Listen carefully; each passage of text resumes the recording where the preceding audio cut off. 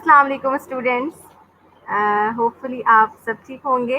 Today I am starting the new topic that is the role of the government. कि basically जो आप अपने economy के हिसाब से देखते हैं तो गवर्नमेंट का रोल एक बहुत इम्पॉर्टेंट रोल प्ले करता है।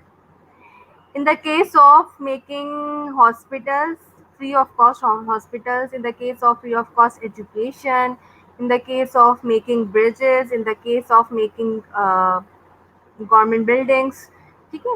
तो वो आपको आपकी एक तरह का समझ लें कि प्रोटेक्शन होती है उन कंज्यूमर्स के लिए, उन सोसाइटीज़ के इकोनॉमी के लोगों के लिए जिनको हम इकोनॉमिक यूनिट, सोशल यूनिट्स कहते हैं।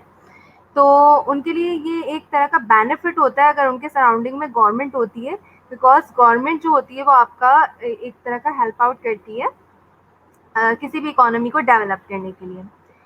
लेकिन इस गवर्नमेंट का इनिशिएट कहाँ से हुआ, क्यों आई ये गवर्नमेंट, क्या ज़रूरत थी इस गवर्नमेंट की जब अब आप हर एक प्राइवेट सेक्टर जो है पर्सन वर्क कर रहा है, अपना अपना बेस्ट रोल प्ले कर रहा है, हर कोई जो है वो बेस्ट तरीके से जो है वो आपकी प्रोडक्शन कर रहा है। तो what is the reason behind it कि आपको एक गवर्नमेंट की ज़रूरत पड़ी।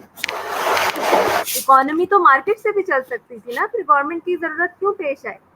अब मसला ये आ जाता है कि 1929 से पहले आपके पास कोई गवर्नमेंट नहीं थी और वो दौर था क्लासिकल इकोनॉमिक्स थ्योरी का, मतलब क्लासिकल स्कूल ऑफ थॉट्स का दौर था, जहाँ पर वो कहते थे कि तमाम की तमाम चीज़ें जो है वो अपनी जगह इक्विलिब्रियम पे है, कोई रिसोर्स वेस्ट नहीं होगा। और रिसोर्स वेस्ट नहीं होने की वजह ये होगी कि हर कोई प्रोड्यूसर चाहेगा वो इतनी प्रोडक्शन करे कि तमाम के तमाम उसकी सेल आउट हो जाए और वो इन फ्यूचर बेनिफिट गेन करे। हर कोई कंज्यूमर चाहेगा कि वो उतना ही कंज्यूम करे जितना उसको रिक्वायरमेंट है, तो सप्लायर भी उसी हिसाब से जो है वो सप्लाई करेगा जितनी इकोनॉमी के अंदर डिमांड है। तो हुआ ये कि 1929 में जब आपका ग्रेट फाइनेंशियल क्राइसिस आया, ग्रेट डिप्रेशन के नाम से जिसको हम जानते हैं, यूएस की economy, USA, United state of America, इसकी स्टेट में एक फाइनेंशियल इंस्टीट्यूशन था कि जहां पर आपके पास तमाम ममालिक ने अपनी इन्वेस्टमेंट की हुई थी। अब हुआ क्या, 1929 से पहले, क्लासिकल स्कूल ऑफ थॉट से पहले, आपकी इकोनॉमी, यूएस की इकोनॉमी में फाइनेंशियल इंस्टीट्यूशन में एक बिग बबल क्रिएट हुआ और वो ब्लास्ट हुआ।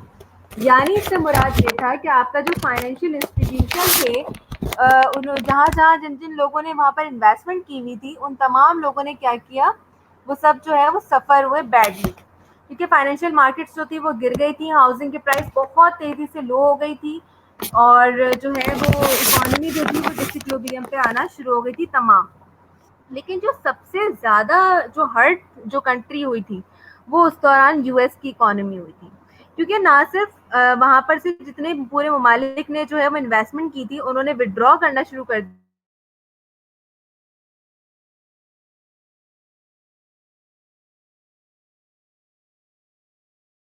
प्राइवेटली सिर्फ अपना प्रॉफिट देखना था, तो सोसाइटी का प्रॉफिट देखना नहीं था। तो उन्होंने क्या किया, अपनी तमाम इन्वेस्टमेंट बाहर ममालिक में जो है वो ट्रांसफ़र करना शुरू कर दी, शिफ्ट करना शुरू कर दी और वहाँ से प्रॉफिट गेन करने लगे। अब वहाँ पर गुर्बत यानी पॉवर्टी इंक्रीज होना शुरू हो गई, अनएम्प्लॉयमेंट एक बल्क क्वांटिटी में तेजी से इंक्रीज होना शुरू हुए, लोग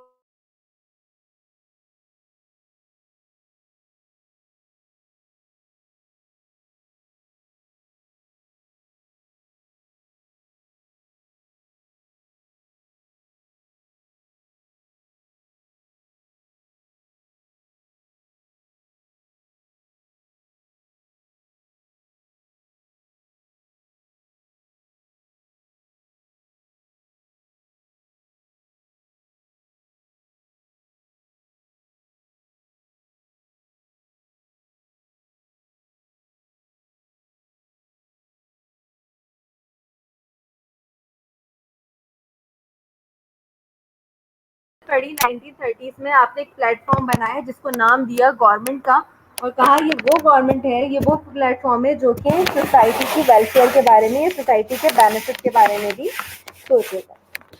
जब गवर्नमेंट का इनिशिएट हुआ यूएस में, तो हुआ ये कि फिर उस गवर्नमेंट एक ऐसा प्लेटफॉर्म था कि जिसको जो है वर्ल्ड बैंक ने, आईएमएफ ने, सबने जो है वो लोन्स प्रोवाइड करना शुरू कर दिए।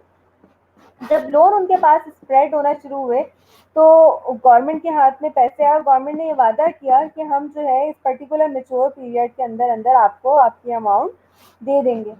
और अपने डोमेस्टिक इन्वेस्टर को ये यकीन दिलाया कि अगर वो इन्वेस्टमेंट करेंगे तो गवर्नमेंट ना सिर्फ उनका साथ देगी, बल्कि अगर कोई भी लॉस हुआ तो गवर्नमेंट इसके जिम्मेदार होगी और गवर्नमेंट इसको पे ऑफ करेगी। इस केस में जो है वो डोमेस्टिक जो प्रोड्यूसर थे उन्होंने इन्वेस्टमेंट करना स्टार्ट की। उससे आपकी एम्प्लॉयमेंट अगेन जनरेट होना शुरू हुई। फिर इकोनॉमी के अंदर जो डिफरेंट मसले मसाइल थे, रोड्स बनानी थी, रोड कंस्ट्रक्शन थी, दोबारा से फाइनेंशियल इंस्टीट्यूशन को निकालना था, दोबारा से लोगों को एक कॉन्फिडेंस देना था कि हाँ हमारी इकोनॉमी भी बेस्ट इकोनॉमी की तरह जो है वो दोबारा से रन कर रही है और हम दोबारा से एक सिक्योर इकोनॉमी कंसिडर किए जा रहे हैं। और इस तरीके से जो था वो 1930s के बाद जो था केन्स का दौर आया और उसने कहा कि एक ऐसा प्लेटफॉर्म यानी एक ऐसी गवर्नमेंट की ज़रूरत थी कि जो सोसाइटी के वेलफेयर के बारे में सोचे। तो उसने क्लासिकल के स्कूल ऑफ थॉट को के अगेंस्ट जाते हुए कहा कि ज़रूरी नहीं है हमेशा कि आपकी मार्केट इकोनॉमीज जो हैं वो रन हो और वही आपको आगे जाके बेनिफिट दें। आपकी जो सोसाइटी होती है, आपका जो बेसिकली आपकी जो गवर्नमेंट होती है एक ऐसा प्लेटफॉर्म है जिसमें आप ये कह सकते हो कि उसको चाहिए एक मतलब सोसाइटी की वेलफेयर के बारे में भी सोचना। तो in that particular case government आपके पास आई और गवर्नमेंट ने जो है तो तमाम सोल्यूशन को तमाम इश्यूज को का सोल्यूशन निकाला और उसको सॉल्व किया और ना सिर्फ सॉल्व किया बल्कि यूएस की इकोनॉमी को अगेन एक डेवलप्ड इकोनॉमीज बनाया। ठीक है, तो इसलिए हम कहते हैं कि गवर्नमेंट का जो रोल है वो एक बहुत इंपॉर्टेंट रोल है, बहुत मेन रोल है। और 1930s के बाद after the great depression start हुआ और इसका कॉन्सेप्ट जिन्होंने दिया वो था Keynes school of thought, Keynesian. What is the role of the government, the economic role of the government. हमने जैसे मैंने आपको पूरी स्टोरी बताई कि क्यों गवर्नमेंट को आने की वजह थी, because of the failure of market economy, that's why government have to have intervention like inefficiency। कोई भी एक ऐसी बात, कोई भी एक ऐसी इंडस्ट्री या कोई भी एक ऐसी ऑर्गेनाइजेशन जो इकोनॉमी के अंदर इनएफिशिएंसी क्रिएट कर रही हो, ठीक है, लाइक मोनोपली। हमने कहा था मोनोपली कौन होता है, सिंगल सेलर। जब वो सिंगल सेलर होता है और उसका एक भी कॉम्पिटिटर अवेलेबल मार्केट के अंदर नहीं होता तो इन दैट केस क्या इकोनॉमी फेस कर रही होती है, economy will have to face the higher price. क्योंकि मोनोपली को पता है कि वो किंग है मार्केट का, उसका कोई कॉम्पिटिटर अवेलेबल नहीं है, तो वो क्या करेगा, वो खुद ही मार्केट में जो है वो हाई प्राइस चार्ज करेगा और इसकी वजह से तमाम कंज्यूमर्स डिस्करेज होंगे। तो मार्केट की इकोनॉमी की फेलियर्स की जो वजह थी वो इनएफिशिएंसी थी। इनएफिशिएंसी में जो सबसे मेन रोल प्ले कर रहा था वो मोनोपली कर रहा था। Then externalities. एक्सटर्नैलिटीज क्या होती है, सबसे पहले ये कॉन्सेप्ट समझने की जरूरत है। एक्सटर्नैलिटीज बेसिकली क्या होती है कि दो पर्सन ने आपस में नेगोशिएट किया लेकिन थर्ड पर्सन जो कि उसके अंदर इन्वॉल्व नहीं था बट इनडायरेक्टली इन्वॉल्व होकर उसने या तो उसको बेनिफिट होगा इन्वॉल्वमेंट में या फिर उसको लॉस होगा। लाइक अगर जो सिगरेट कंपनी है उसने सिगरेट बनाई, ठीक है, प्रोड्यूस की, और जो कंज्यूमर था सिगरेट का वो कंज्यूम कर रहे हैं। अब उस कंज्यूमर के सराउंडिंग में जो लोग खड़े हैं वो सिगरेट नहीं पीते, लेकिन क्या कर रहे हैं, वो सिगरेट पीने वाले के सामने खड़े हुए तो वो उस चीज़ को इनहेल कर रहे हैं, तो वो उनके लिए नेगेटिव एक्सटर्नैलिटीज क्रिएट कर रही है। यानी उस बेचारे ने ना प्रोडक्शन साइड से या प्रोड्यूसर से कोई पैसे लिए, ना कंज्यूमर से कहा कि भाई मुझे भी कुछ अमाउंट दो क्योंकि मैं तुम्हारी ये पॉल्यूशन को, तुम्हारी गंदगी को मैं इनहेल कर रहा हूँ, मैं इससे डिजीज होऊंगा। ऐसा कुछ भी नहीं है। तो ये नेगेटिव एक्सटर्नैलिटीज है। इसी तरह अगर आपने अपने घर में दरख्त लगा दिया, नीम ट्री, और वो इतना घना है कि न सिर्फ आपके घर में बल्कि आपके पड़ोसी के घर में ज़्यादा वो एक एरिया उसने कवर कर लिया और वहाँ पर नीम ट्री की वजह से उसके घर में अलग सी जो है वो ठंडक है, जबकि उसने कोई मेहनत नहीं की ना। जब आप उसकी प्लांटेशन कर रहे थे तो वो आया था आपके पास कि वो भी प्लांटेशन का पार्ट बनता है, ना वो डेली बेसिस पे उसमें पानी डालता है ना कुछ, ठीक है, लेकिन क्या है कि उसको भी उस चीज़ का फायदा हो रहा है। तो that is called positive externalities. तो हमने कहा नेगेटिव हो या पॉजिटिव हो कोई इनएफिशिएंसी क्रिएट होनी नहीं चाहिए, किसी को फ्री लंच मिलना ही नहीं चाहिए। तो इन तमाम मसलों मसाइल को जो है वो सॉर्ट आउट करने के लिए गवर्नमेंट आई। Then public goods. Public goods से मेरी मुराद ये है कि अगर आपके मोहल्ले में यानी आपके घर के बाहर जो है रोड है, मेन रोड है, और वो बहुत टूटी फूटी है, तो अगर आपके तमाम मोहल्ले वाले जो हैं वो कहें कि हम सब पैसे जो है वो कलेक्ट करके और अपनी रोड्स को बना देते हैं, तो कोई ऐसा करेगा? नहीं, कोई भी ऐसा नहीं करेगा। सब कहेंगे कि भई हमारा मसला है ही नहीं, ठीक है, ये चीज़ें खुद बन जाएँगी, हम क्यों पैसे खर्च करें, ठीक है? लोगों का परसेप्शन बता रही हूँ कि जब आप अपनी सेल्फ पर आते हैं और अपने प्रॉफिट को देखते हैं तो आप कहते हैं ये मेरा मसला तो नहीं है, मेरे पास तो गाड़ी भी नहीं है, मैं क्या करूँगा रोड से करवा कर, ठीक है? तो गवर्नमेंट जो है वो इस इनएफिशिएंसी को भी आपकी ओवरकम करती है।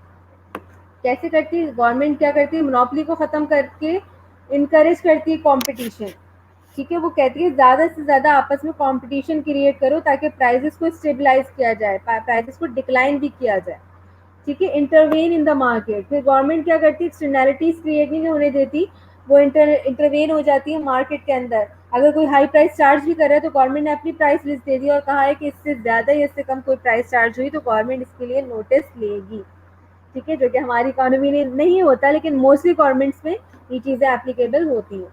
इनकरेज बेनिफिशियल एक्टिविटीज़, और गवर्नमेंट जो है जो भी बेनिफिशियल एक्टिविटीज़ होती हैं उसको इनकरेज करती है। लाइक उसको लगता है कि रोड की कंस्ट्रक्शन बहुत ज़रूरी है, ना सिर्फ इसलिए कि लोगों को, सोसाइटी को इशू है, बल्कि इस वजह से भी कि आपकी एक गुड से दूसरे एक शहर से दूसरी जगह गुड्स या सर्विसेज को मूव करना आपके लिए बहुत ज़्यादा टाइम कंज्यूमिंग हो जाता है, जिससे आपकी बहुत सारे गुड्स जो होते हैं, जो पेरिशेबल आइटम होते हैं, जिनकी लाइफ ज़्यादा अरसे नहीं होती, वो ख़राब हो जाते हैं, वो वेस्ट हो जाते हैं। तो गवर्नमेंट क्या करती है, बेनिफिशियल एक्टिविटीज़ को इनकरेज करती है, ठीक है? देन उसके बाद इनइक्वालिटी, मार्केट इकोनॉमी के अंदर जो इनइक्वालिटी क्रिएट हो रही थी उस चीज़ को भी आपके पास गवर्नमेंट क्या करती है, कम करती है। हाउ?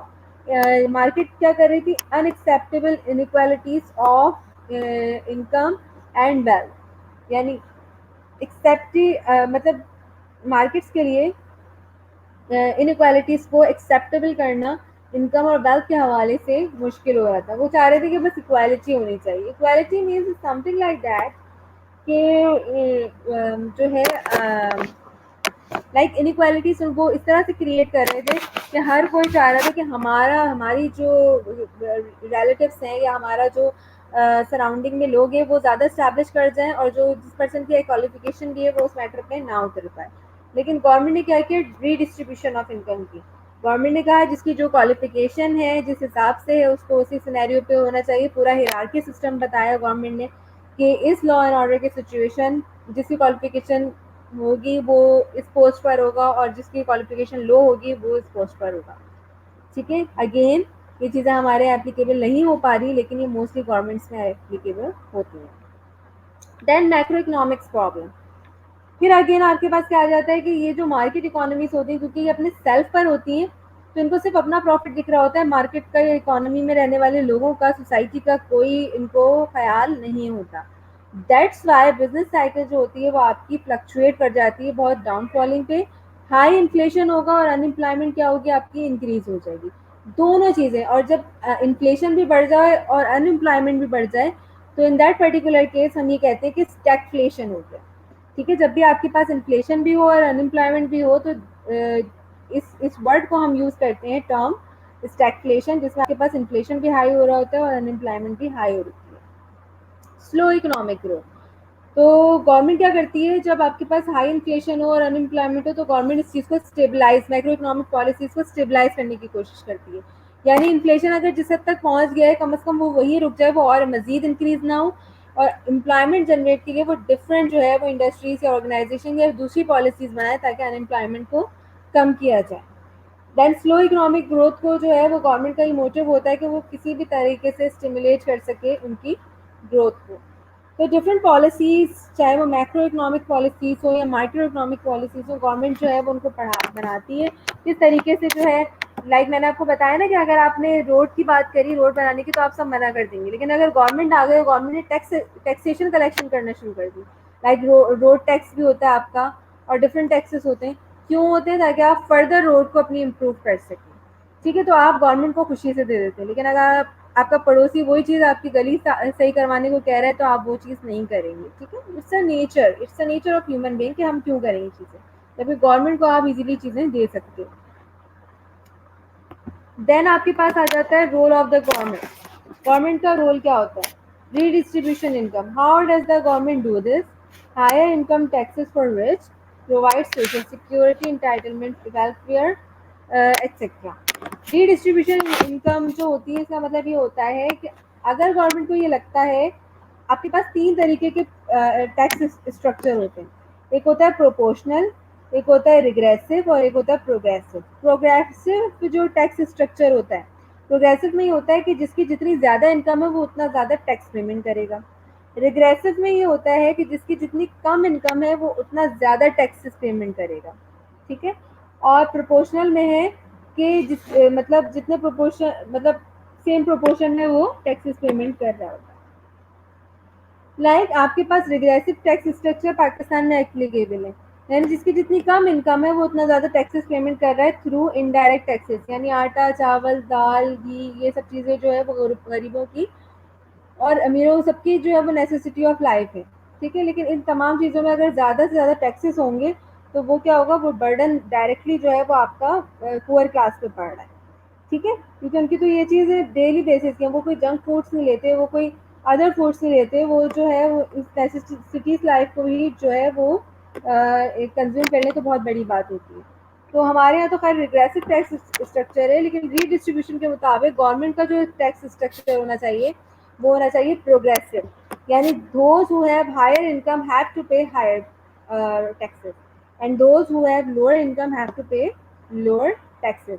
इसके अलावा गवर्नमेंट जो है सोशल सिक्योरिटी प्रोवाइड करती है, पेंशन्स प्रोवाइड करती है और अनएम्प्लॉयमेंट बेनिफिट प्रोवाइड करते हैं बूढ़े लोगों को, और भी बहुत सारे बेनिफिट्स होते हैं जो गवर्नमेंट की तरफ से लोगों को मिल रहे होते हैं। जबकि प्राइवेट सेक्टर वाले ये चीज़ सब चीज़ें, अनएम्प्लॉयमेंट बेनिफिट हो गया या सोशल सिक्योरिटी हो गया, ये सब चीज़ें प्रोवाइड नहीं कर रहे होते।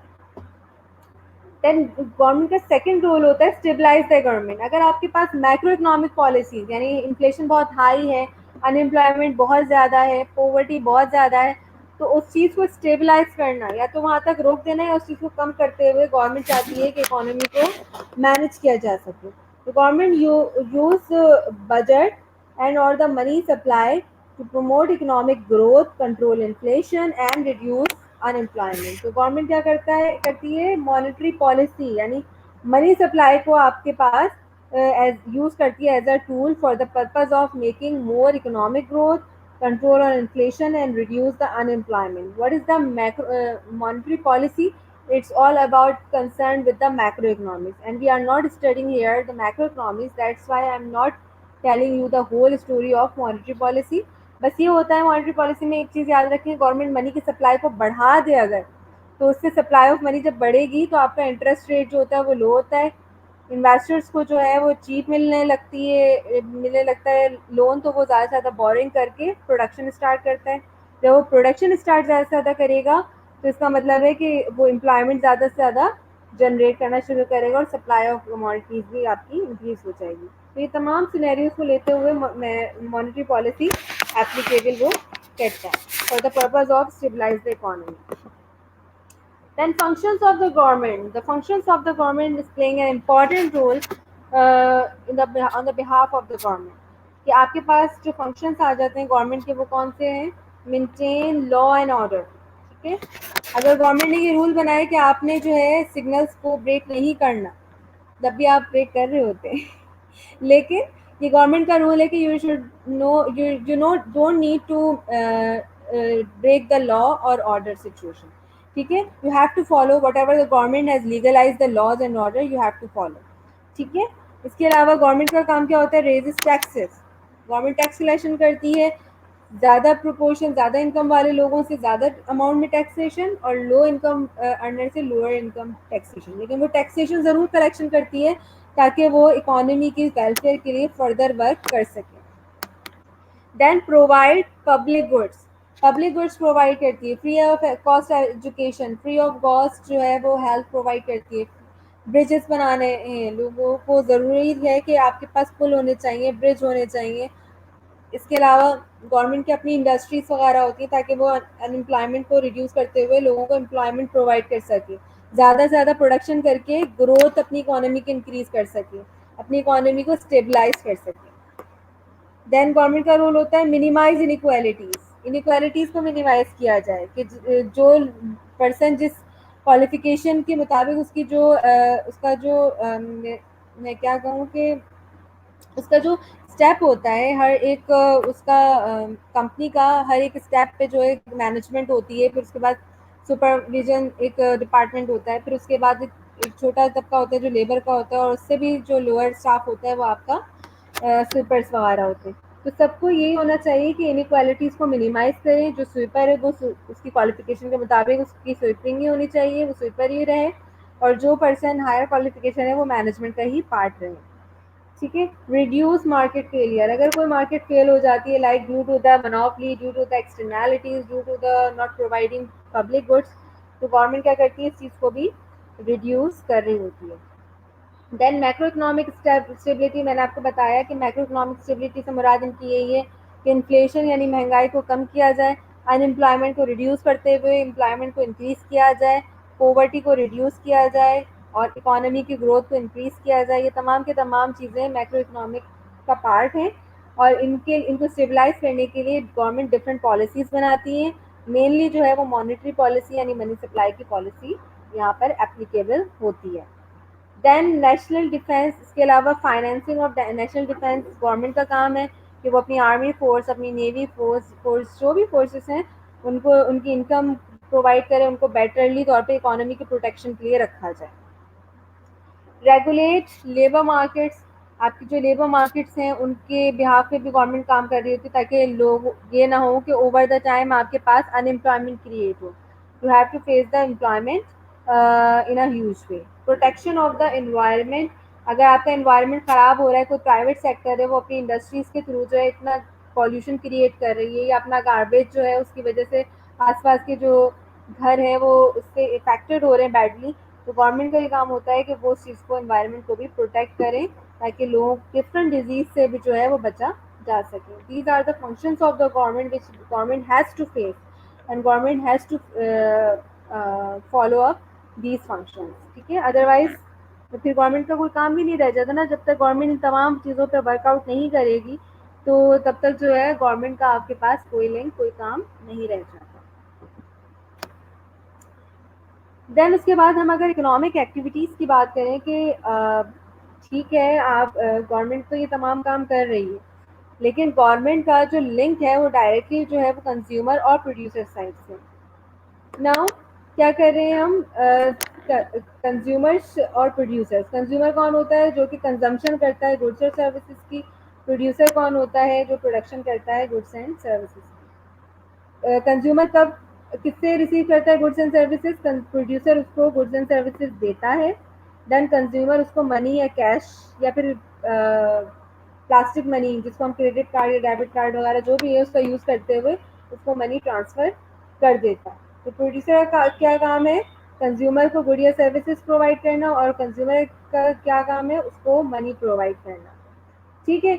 और वो मनी किस तरह से प्रोवाइड करता है, वो मनी प्रोवाइड करता है इस तरीके से कि सबसे पहले वो सर्विसेज प्रोवाइड करता है, यानी एज अ लेबर वो प्रोड्यूसर के पास काम करता है। फिर प्रोड्यूसर क्या करता है, प्रोड्यूसर एज अ सैलरी की शेप में उसको वो मनी देता है। देन कंज्यूमर उस मनी को यूटिलाइज करते हुए प्रोड्यूसर के पास अगेन मनी चली जाती है, और गुड्स एंड सर्विसेज जो उसने खुद प्रोड्यूस किए होते हैं वो कंज्यूमर के पास आ जाते हैं। ये पूरा सिनेरियो जो है वो कहलाता है economic activity. This scenario is called what, economic activity. Consumer ने क्या किया, अपनी सर्विस प्रोवाइड की और प्रोड्यूसर के पास जाकर, और प्रोड्यूसर ने उसको salary the in term of money. Consumer ने उसी मनी को प्रोड्यूसर को वापस किया और उससे गुड्स एंड सर्विसेज ले ली ताकि वो कंजम्पशन कर सके। तो these all scenarios called economic activity. अब आ जाती है गवर्नमेंट। गवर्नमेंट का क्या काम होता है, गवर्नमेंट का काम ये होता है कि गवर्नमेंट बेनिफिट लेती है किससे, गवर्नमेंट लेती है टैक्सेस किससे, कंज्यूमर साइड से भी और प्रोड्यूसर साइड से भी। दोनों साइड से जो है वो टैक्सेस ले रही होती है। किस तरीके से, अगर मैं प्रोड्यूसर साइड से बोलूँ तो गवर्नमेंट कहेगी कि आपको जो भी प्रॉफिट हो रहा है उसका कुछ प्रोपोर्शन एज अ टैक्स जो है, या कुछ परसेंट जो है वो एज अ टैक्स आप हमें पेमेंट करें, तो प्रोड्यूसर से ले लिया। कंज्यूमर से इस तरह से लेती है, जो जो भी कंज्यूमर कोई भी गुड्स सर्विसेज कंज्यूम करें तो उसमें अप्लाई कर देती है टैक्सेस को, ताकि अगर वो कंजम्पशन करें तो वो उसके टैक्स पेमेंट करें। और वो टैक्स कलेक्शन जब उनसे कर लेती है, प्रोड्यूसर साइड से भी कर ली और कंज्यूमर साइड से भी कर ली, तो वो क्या करती है, वो वेलफेयर प्रोवाइड करती है किसको, वीकर लोगों को। जो कमज़ोर लोग हैं, जो अपने लिए अफोर्ड नहीं कर सकते, चीज़ों को खाने पीने को अफोर्ड नहीं कर सकते, तो गवर्नमेंट उनको ये वेलफेयर प्रोवाइड करती है। इसका मतलब है इनडायरेक्टली जो है गवर्नमेंट बेनिफिट दे रही होती है प्रोड्यूसर को भी और कंज्यूमर को भी। लाइक अगर प्रोड्यूसर है और उसकी इंडस्ट्री के बाहर जो है वो मतलब रोड्स बहुत ज़्यादा अंडर कंस्ट्रक्टेड है, कंस्ट्रक्टेड नहीं है, तो गवर्नमेंट ने क्या किया उसकी रोड्स बना दी ताकि उसकी जो ट्रांसपोर्टेशन है वो स्मूथली रन कर सके, तो ये बेनिफिट हो गया प्रोड्यूसर के लिए। कंज्यूमर में वो लोग जो कि अपना मतलब अनएम्प्लॉयमेंट का पार्ट है, तो गवर्नमेंट उनको अनएम्प्लॉयमेंट बेनिफिट्स दे देती है। इसके अलावा जो लोग रिटायर्ड हो जाते हैं उनको पेंशन्स वगैरह प्रोवाइड करना गवर्नमेंट इसका भी काम कर रही होती है।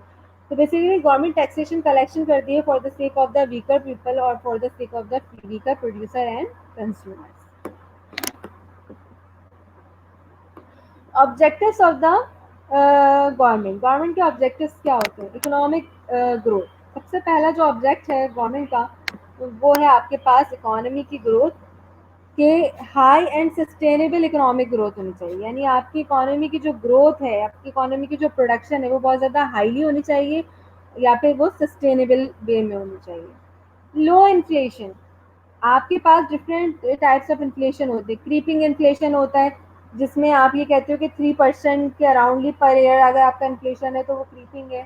वॉकिंग इन्फ्लेशन 3% से 10% के दरमियान होता है जिसमें हम कहते हैं कि ये वॉकिंग इन्फ्लेशन है। पूरे साल में अगर 3 से 10% के दरमियान जो है वो इन्फ्लेशन बढ़ा तो वो कहलाएगा वॉकिंग इन्फ्लेशन। आपके पास रनिंग इन्फ्लेशन होता है जो मोर देन 10% होता है बट लेस देन 20% होता है। अगर पूरे साल में 10% से ज़्यादा या 20% से कम आपका इन्फ्लेशन है तो वो आपका रनिंग इन्फ्लेशन कहलाता है। हाइपर इन्फ्लेशन मोर देन 20 100 और मोर देन 100%, क्योंकि बिल्कुल समझ लें इकोनॉमी ख़त्म हो जाती है इसमें, तो वो हाइपर इन्फ्लेशन कहलाता है। और स्टैगफ्लेशन को मैं आपको बता चुकी हूँ। स्टैगफ्लेशन क्या होता है? बेसिकली जिसमें अनएम्प्लॉयमेंट भी बढ़ रही हो और इन्फ्लेशन भी बढ़ रहा हो। तो गवर्नमेंट का मोटिव ये होता है कि आप अपने इन्फ्लेशन को लो इन्फ्लेशन करें, यानी 2% के टारगेट पर रखें, उससे ज़्यादा ना हो, otherwise you will move toward the creeping. और अगर उससे फर्दर हुआ तो वॉकिंग, और उससे भी फर्दर हुआ तो रनिंग एंड देन हाइपर। फिर गवर्नमेंट का एक और ऑब्जेक्टिव ये होता है कि लो अनएम्प्लॉयमेंट, अनएम्प्लॉयमेंट को लो किया जाए, अपनी एम्प्लॉयमेंट जो सेक्टर है उसको बढ़ाया जाए, इकोनॉमी को फुल एम्प्लॉयमेंट पे किया जाए। फुल एम्प्लॉयमेंट से हरगिज मुराद ये नहीं है कि इकोनॉमी के रहने वाला हर एक फर्द जो है वो एम्प्लॉयमेंट का पार्ट हो। न्यू बॉर्न बेबीज नहीं हो सकते एम्प्लॉयमेंट का पार्ट। 2 साल 3 साल 4 साल 5 साल के बच्चे नहीं हो सकते एम्प्लॉयमेंट का पार्ट। जो बूढ़े हैं वो नहीं हो सकते, जिनके अंदर जो डिसेबल है वो पर्सन भी एम्प्लॉयमेंट का पार्ट नहीं हो सकते। हम उन तमाम लोगों को साइड में करते हुए वो जो लोग जो काम करना चाहते हैं और वो एम्प्लॉयमेंट का पार्ट भी हैं तो हम उसको कहते हैं कि वो फुल एम्प्लॉयमेंट है। ठीक है, तो लो एम्प्लॉयमेंट करते हुए इकोनॉमी को फुल एम्प्लॉयमेंट तक पहुंचाना। सेटिस्फैक्ट्री बैलेंस ऑफ पेमेंट, आपका जो बैलेंस ऑफ पेमेंट है यानी ट्रेड की जो आपकी पेमेंट्स होती हैं वो आपके अगर डेफिसिट में, यानी आपने इम्पोर्ट बिल ज़्यादा पे की और एक्सपोर्ट बिल्स आपके कम रिसीव हुए, तो उस डेफिसिट को ओवरकम करना।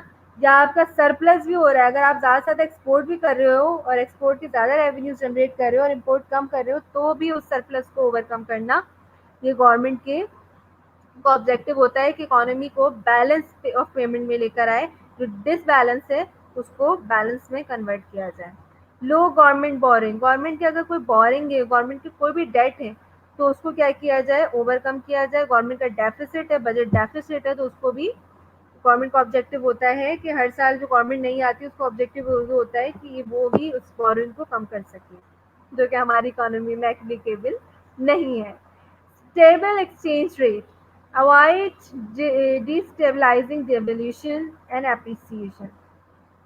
यानी इकोनॉमी में जो आपकी फ्लक्चुएशंस आती रहती है डॉलर्स की प्राइसेस की, कभी बढ़ रही है कभी कम हो रही है, तो ये अनसर्टेनिटी है, अनप्रिडिक्टेबल मैनर है, अनएंटिसिपेटेड है।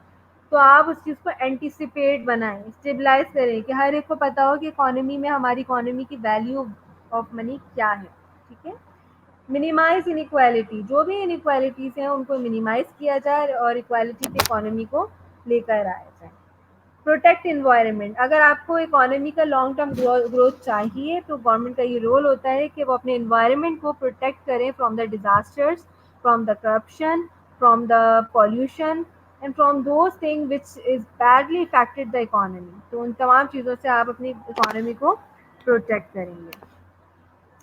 Then 5 principle of successful goal setting, अगर गवर्नमेंट चाहे तो वो अपनी जो सक्सेस है वो अचीव कर सकती है. How is that possible? First of all government should be should whatever they are doing commitment with the society, they have to do struggle for the achieving it. कि अगर गवर्नमेंट ने कोई commitment किया है society से तो वो उसके लिए स्ट्रगल करे ताकि वो अपने गोल्स को अचीव कर सके. देन क्लियरिटी, आपको पता होना चाहिए कि आपका जो गोल है वो स्पेसिफिकली क्या है. आप ना इधर राइट मुड़ेंगे ना लेफ्ट की तरफ टर्न होंगे. You just move toward the straight because you have clear your goal. Then you will achieve it. Then different challenges को आपने फेस करना है. If you have to face the high inflation और high unemployment in initial stage, you have to face it. But for the long term, inshallah, you will achieve your success because your commitment is strong. You are clarify your commitment and you accept the challenges. Then different complexity you have to face for the purpose. What we can say that कि हर आपको goal achieve करने के लिए different complexity से भी गुजरना होता है. कभी ऐसा होता है कि जो आपने एस्टिमेट किया है अपने गोल्स के लिए, आपको उससे ह्यूज अमाउंट जो है वो पे ऑफ करनी पड़ रही है, तो वो भी आप उस चीज़ के लिए तैयार रहें. या अगर आपने लॉस बेयर कर लिया इनिशियल स्टेज में तो आप उसके लिए भी तैयार रहें. Then once you have faced all the complexity, then see the feedback. This will be definitely progress. तुम्हारी जो रिपोर्टिंग होगी वो बहुत ज़्यादा प्रोग्रेसिव होगी बिकॉज आपकी कमिटमेंट स्ट्रांग है, आपका जो गोल है वो क्लेरिफाई है, आपके चैलेंजेस जो हैं वो आपको पता है कि कहाँ पर आपने अपने चैलेंजेस को अचीव कर लेना है. ठीक है. That's all for today. I think आप लोग जो है वो क्लेरिफाई हो गए होंगे रोल ऑफ द गवर्नमेंट से. गवर्नमेंट ने आपके लिए क्या क्या चीज़ें बहुत ज़्यादा ज़रूरी होती हैं. तो हमने कहा कि सबसे पहले मार्केट फेलियर की वजह से जो 1929 में मार्केट फेल हुई थी उसकी वजह से जो आपको गवर्नमेंट की ज़रूरत पेश आई थी. देन हमने रोल ऑफ गवर्नमेंट बताया कि रीडिस्ट्रीब्यूशन ऑफ इनकम होती है and then stabilise the economy. Then आपके पास आ जाती है different functions of the government that government have to face it for getting the success in the economy. उसके बाद आपके पास इकोनॉमिक एक्टिविटीज़ जो आती हैं, अगर वो इकोनॉमिक एक्टिविटीज़ रन हो रही हैं जो कि ज़रूरी हैं किसी भी इकोनॉमी के लिए, तो गवर्नमेंट उनसे क्या करती है, टैक्सेशन कलेक्शन करती है और उन्हीं को बेनिफिट प्रोवाइड कर रही होती है. ठीक है.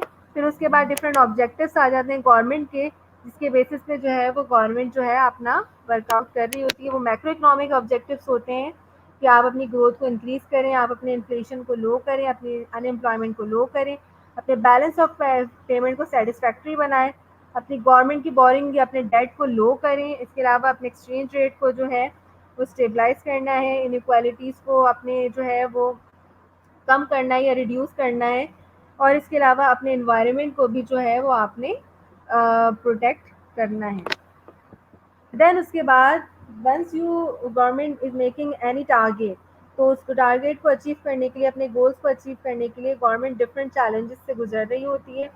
And then government will has to face these type of 5 commitments. Once they are committed their then they will achieve the success. कि जब ये तमाम कमिटमेंट्स को, तमाम अपने टारगेट्स को क्लेरिफाई करेगी, उस टारगेट्स को अचीव करेगी, तो then all the complexity will come to their goals. And then last में आपने फीडबैक ज़रूर लेना होता है हर चीज़ों का. तो आप अपने फीडबैक्स के थ्रू बता सकते हैं कि आपका जो गोल था, कि वो जो आपने टारगेट अचीव करना था, क्या वो सक्सेसफुली अचीव हुआ या नहीं हुआ. That's all for today. Thanks a lot. Thanks for listening me. अपना बहुत ख्याल रखिएगा. अल्लाह हाफिज़.